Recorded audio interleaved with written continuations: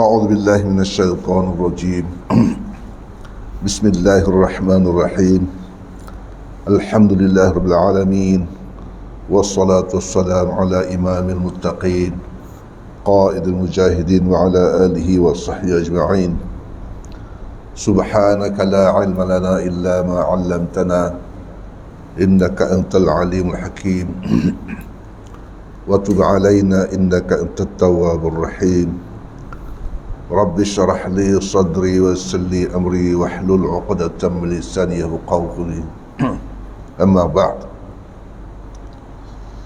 Tuan Nazir,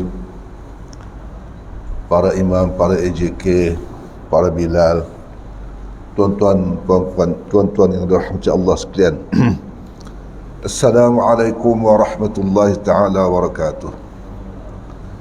Alhamdulillah, kita memuji dan memuja Allah Subhanahu wa taala kerana telah dilanjutkan usia kita, telah diberikan kelapangan kepada kita, telah memberi kesihatan kepada kita untuk kita sampai pada bulan Ramadan dan menunaikan fardu Ramadan pada tahun ini dengan sempurna.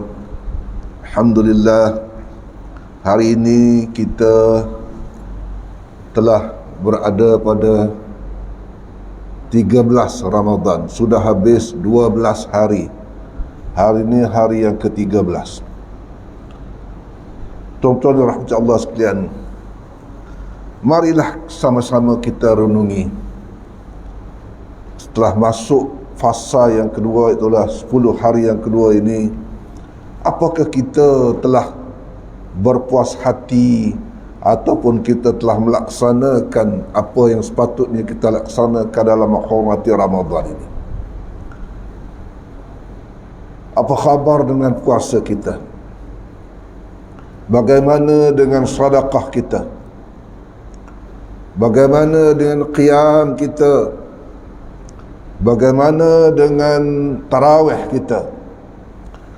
Bagaimana dengan melazimi masjid-masjid surah-surah kita di bulan Ramadan ini? Dan seterusnya, bagaimana kita bermuamalah dengan Al-Quran? Dan apakah setakat ini kita telah mencapai apa yang kita telah cita-citakan ataupun yang telah kita rangka apabila masuk Ramadan dahulu?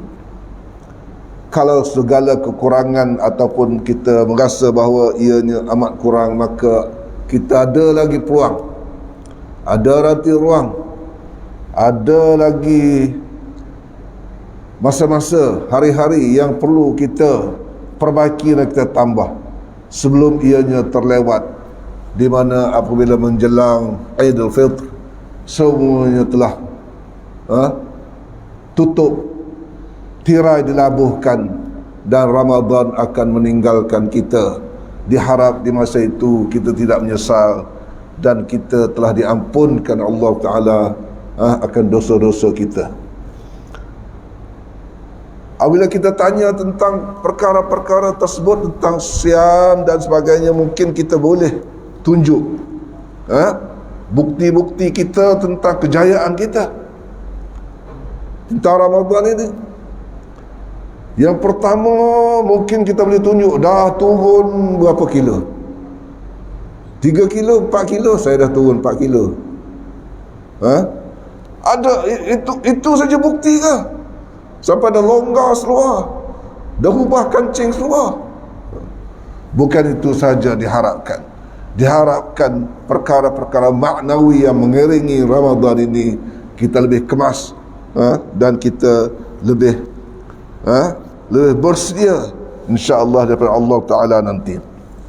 Tuan-tuan rahmat Allah sekalian, khutbah kita hari ini pun berkenaan dengan tadabbur Al-Quran pada bulan yang mulia. Oleh sebab itu saya sedikit memukaddimahkan khutbah kita ini dengan menceritakan tentang di bawah bayangan ataupun lindungan Al-Quran. Tuan-tuan rahmat Allah sekalian, Al-Quran ini merupakan disebutkan sebagai Ma'dabatullah, Quran ini ialah ma'dabatullah ataupun hidangan Allah. Hidangan Allah yang paling lazat sebenarnya, Al-Quran ini. Dan semua yang Allah Ta'ala sediakan dalam Quran ini merupakan berkat, rahmat serta kesembuhan bagi segala penyakit, sama ada maknawi ataupun hissi. Tuan-tuan Allah sekalian, sebagai firman Allah, kitabun anzalnahu ilaikum mubarakun liyadabbaru ayatihi wa lidzakkara ulul albab. Kitab iaitu Al-Quran ini telah kami turunkan kepada kamu mubarakun, penuh dengan berkat. Al-Quran ini penuh dengan berkat. Tidak ada suatu benda pun yang dilalui oleh Quran kecuali meninggalkan berkat semuanya. Syekh Muhammad Mutawalli Asy-Sya'rawi menyebutkan, sesiapa saja yang disentuh oleh Quran ini akan dipenuhi, akan dijangkiti dengan berkat, kebaikan yang berpanjangan. Malaikat Jibril, orang paling banyak sekali bermuamalah dengan Al-Quran, menurunkan Al-Quran, membawa turun Al-Quran daripada langit dunia kepada Rasulullah SAW, maka dia telah menjadi Sayyidul Malaikah, menjadi ketua bagi segala malaikat. Kerana apa? Kerana berkat Al-Quran. Baginda Rasulullah SAW menerima Quran direct ke hatinya, maka Allah Ta'ala telah memuliakan, ataupun dengan Quran itu telah mulialah Nabi kita Muhammad SAW menjadi Sayyidul Anbiya, penghulu bagi segala Nabi-Nabi dan Rasul-Rasul yang diutuskan. Daripada 12 bulan yang ada dalam hitungan kita, maka Al-Quran telah turun, memilih. Allah Ta'ala pilih Al-Quran itu turun pada bulan Ramadan. Pada Ramadan menjadi Sayyidul Ashhur, ataupun penghulu bagi segala bulan, iaitu bulan Ramadan yang banyak kelebihan dan sebagainya. Siapa saja, apa saja tersentuh dengan Al-Quran akan dilindunginya dengan penuh berkat. Umat Nabi Muhammad SAW yang mana Al-Quran diturunkan menjadi sebaik-baik umat, Sayyidul Ummah ataupun khairu ummah, kuntum khairu ummatin ukhrijat linnas. Oleh kerana Quran turun pada umat ini, maka umat ini menjadi khairu ummah, sebaik-baik ummah. Bangsa Arab yang dulunya satu bangsa yang tidak ada nilai, tidak ada tamadun, mempunyai akhlak yang jelek, akhlak yang buruk, membunuh anak-anak perempuan dan pelbagai jenayah yang dilakukan. Kalah judi pun hilang isteri. Semua akhlak-akhlak ini terbasmi dan penuh dengan berkat apabila mereka melindungi, apabila mereka mengambil Quran sebagai suatu panduan hidup. Apabila disentuh oleh Quran, berkat umat Arab ini telah menjadi satu umat yang maju tamadun, terkenal, tersusun, penuh dengan kebaikan, menjadi ketua, menjadi umat yang membimbing umat-umat lain dan penuh dengan ketamadun yang moden. Itulah apabila disentuh oleh Al-Quran.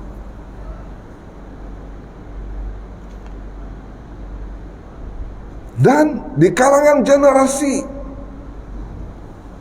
apabila generasi Al-Quran ataupun dengan Al-Quran ini, generasi itulah yang paling unggul, yang paling terbaik, sehingga Rasulullah menyebutkan khairul quruni qarni thumma yalunahum thumma yalunahum thumma yalunahum. Sebaik-baik qurunku ialah qurun, sebaik-baik qurun adalah qurunku. Kerana apa? Kerana qurun di mana itulah pertama kali baginda Rasulullah SAW berada, ataupun umat di kala itu berpegang dengan Quran, mendapat Quran dan berpegang teguh pada Quran dan ajarannya, maka dengan sentuhan itu mendapat berkat, sehingga qurun itulah yang paling baik, yang paling baik di kalangan qurun-qurun yang manusia apabila disentuh Al-Quran, apabila berada dalam Al-Quran, maka dia akan penuh dengan kemuliaan dan penuh dengan keberkatan. Bahkan diriwayatkan dalam banyak tempat dalam hadis bahawa orang yang hafaz Quran ini pun jasadnya tidak dimakan oleh bumi. Begitulah mulianya Quran kepada seorang insan.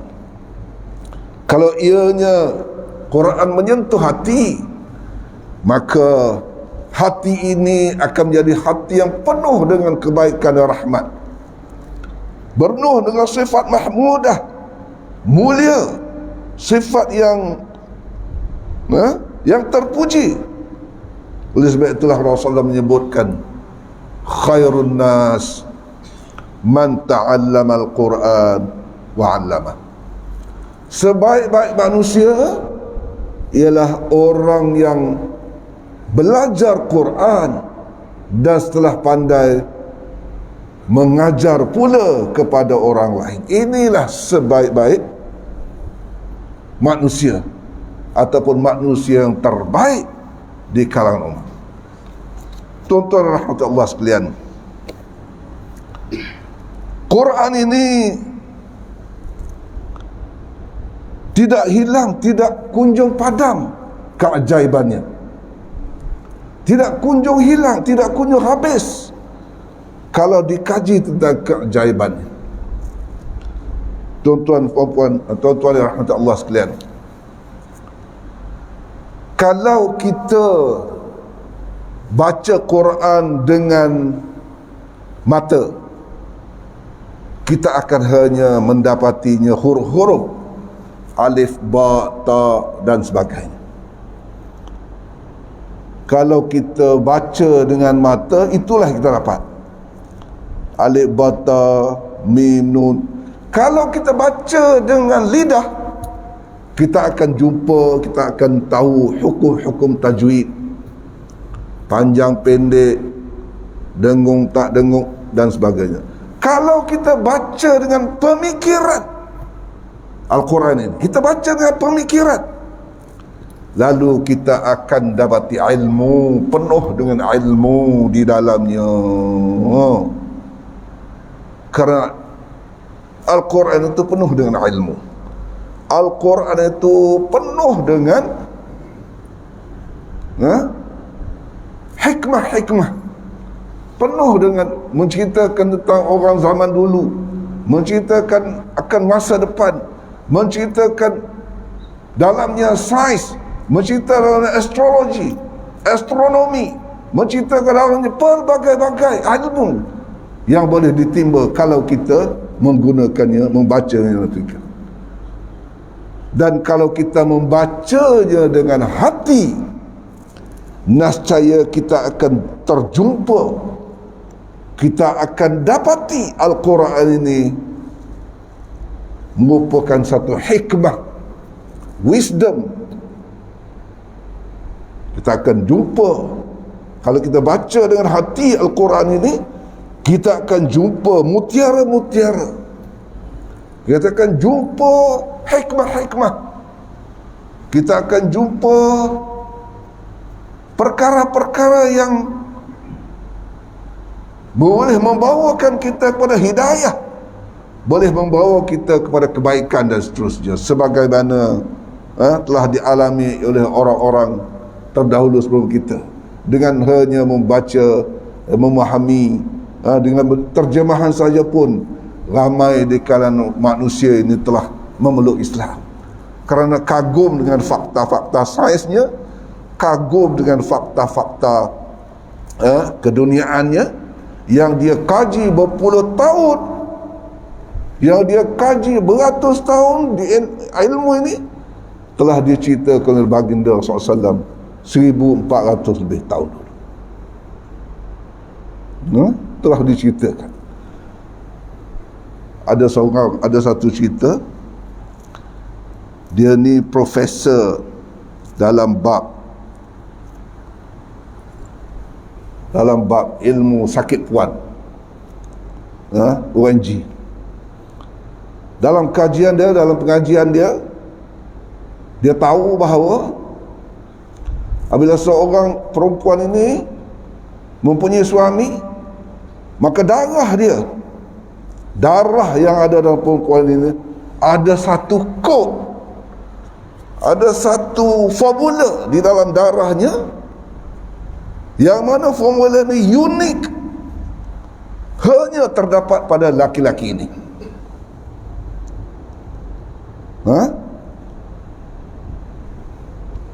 Kalau seorang perempuan itu kahwin dengan seorang, maka dalam darah perempuan ini akan ada kod, dan kod ini akan hilang selepas daripada thalathata quru, selepas pada 3 kali suci. Kod ini akan hilang.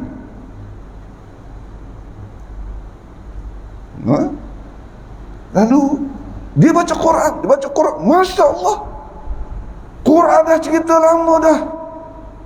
Lepas pada 3 kali suci, barulah orang perempuan ini boleh kahwin dengan orang lain. Kenapa? Kerana kod tu sudah tak ada, dah hilang yang suami dia dulu. Jadi lalu dia kata, perempuan Muslim lah perempuan yang paling suci sekali di dalam kehidupan mereka, paling suci. Dia tes orang Islam, kod-kod dia semua kod yang unik, satu kod saja dalam perempuan orang Muslim, orang mukmin. Tapi bila dia tes perempuan-perempuan lain, banyak kod yang keluar. Banyak kod yang keluar. Kod itulah, kod ini menunjukkan mereka ni tidak suci. Lalu dengan itu dia mengucap la ilaha illallah Muhammadur Rasulullah. Dia akur dengan ilmu di dalam Al-Quran ini. Sudah diceritakan lama sudah dibuat ketetapan hukumnya sudah lama sudah, tentang betapa seorang perempuan itu tunggu 3 kali suci, thalathata quru, dan sebagainya, baru suci dan baru boleh kahwin, barulah dia suci. Jadi kalau tidak, dan yang pelik sekali, dia test kat isteri dia ambil darah isteri dia test, ada kod orang lain juga. Allah, mengecewakannya sekali. Begitulah keagungan Quran. Tuan-tuan Allah sekalian, tetapi sayang, 1000 kali sayang umat ini, sebagaimana Rasulullah SAW menggandu kepada Allah dalam satu ayat yang disebut surah Al-Furqan ayat 30. Wa qala ar-rasul ya Rabb inna qaumi ittakhadul Qur'ana mahjura. Ya Rasul, ya Allah, Rasul mengajuk kepada Allah. Qala ar-rasul ya Rabb inna qaumi ittakhadhu hadzal Qur'ana mahjura.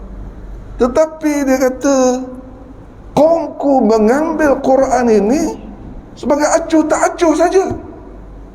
Mahjuran, berhijrah jauh, acuh tak acuh, abaikan Quran ini. Inilah yang menjadi punca kepada segala kegawatan hari ini. Wa man a'rada an dzikri fa inna lahu ma'isyatan dhanka wa nahsyuruhu yaumal qiyamati a'ma. Apabila kita meninggal Quran, maka kita akan ditimpa satu penyakit yang dongkan, yang hidup dengan kelang kabut, kekacauan dan pelbagai-bagai lagi.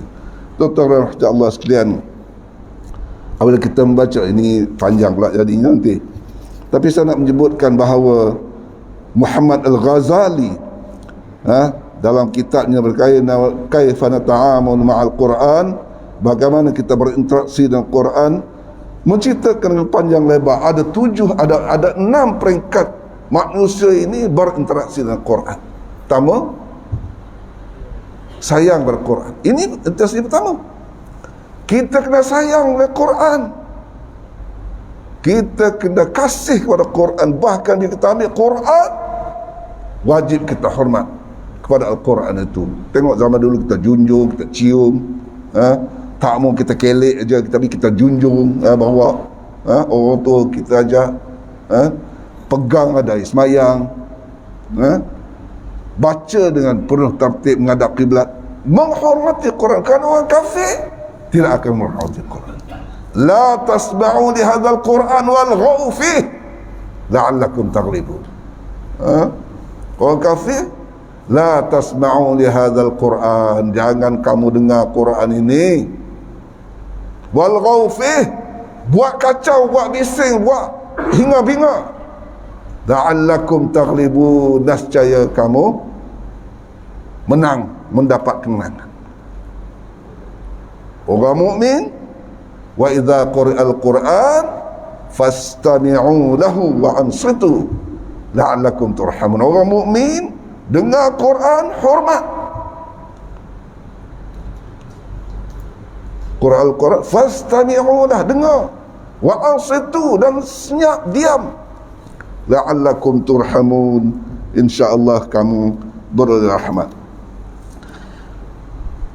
Saya ingat saya tidak boleh meneruskan lagi kerana masa kita suntuk, dan saya pun nak bagi ataupun kita ada beberapa pengumuman akan dibuat oleh Tuan Aziz. Jadi saya dengan ini mengakhiri tazkirah saya ni dengan minta ampunan maaf kepada tuan-tuan dan puan-puan kalau ada sebarang kesalahan ataupun sebarang kekeliruan, apa juga yang baik itu datang Allah Ta'ala, dan kalau ada sebarang kekurangan sebenarnya datang daripada kekurangan saya sendiri yang penuh dengan kejahilan dan nafsu ini.